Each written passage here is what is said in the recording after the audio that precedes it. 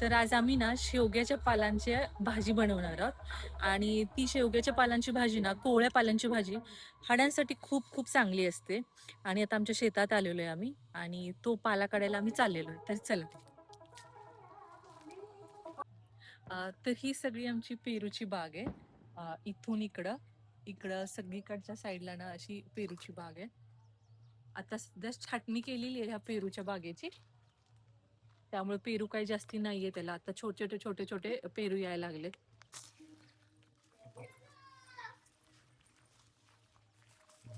अ, तर इथं हे एवढं मोठं शेवग्याच्या झाडं लागलेले खूप मोठे आहे आणि आपण आता याची कोळी कोळी पानं काढून घेऊया.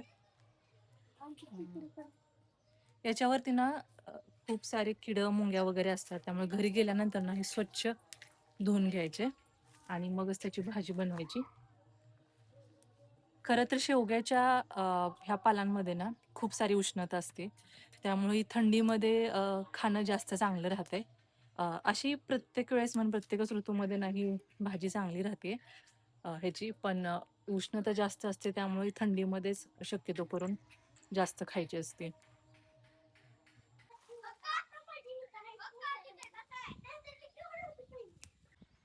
तरी असं काही ना पेरूचं शेत आहे आमचं आणि ते असं दाखवते तुम्हाला. इथं घर आहे असं. इकडे नारळाच्या साईडला ना ऊस वगैरे आहे.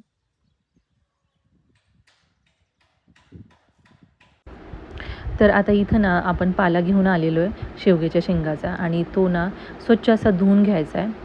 त्याच्यावरती जरा किडे मुंगे वगैरे असल्यामुळे ना हे स्वच्छ धुवून घ्यायचं आहे आणि अशा प्रकारे ना हे निवडून घ्यायचं आहे.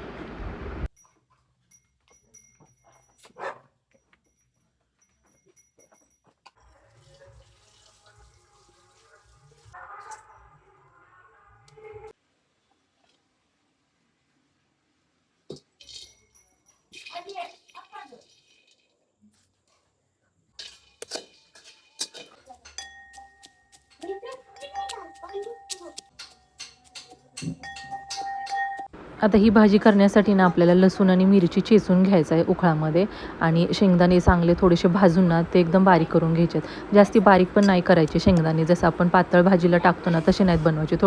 थोडेसे मोठे शेंगदाणे ठेवायचे म्हणजे टेस्ट एकदम भाजीला व्यवस्थित लागते. मिरची आणि लसूण टाकल्यानंतर त्याच्यामध्ये थोडंसं मीठ आणि शेंगदाण्याचा कुट्टा टाकून घ्यायचा आहे.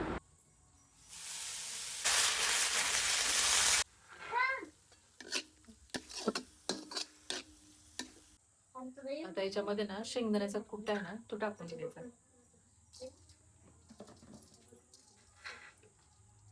आता इथं माझ्याकडून शेंगदाण्याचा कूट जास्त झालाय. म्हणजे आपण रानभाज्या बनवतो ना तशाच त्या भाज्या बनवायच्या. आता ही बघाल तर तुम्ही शेपूची भाजी किंवा मेथीची भाजी जशी बनवतो ना तशीच दिसते सेम. थोडस वाफलून घेऊन ना थोडा मिनिटं ठेवायचं आहे.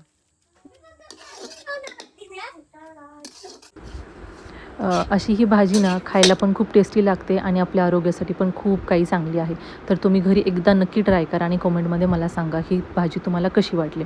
असेच माझे व्लॉग बघण्यासाठी ना माझ्या चॅनलला नक्की सबस्क्राईब करा. भेटूया नेक्स्ट व्लॉगमध्ये. तोपर्यंत बाय.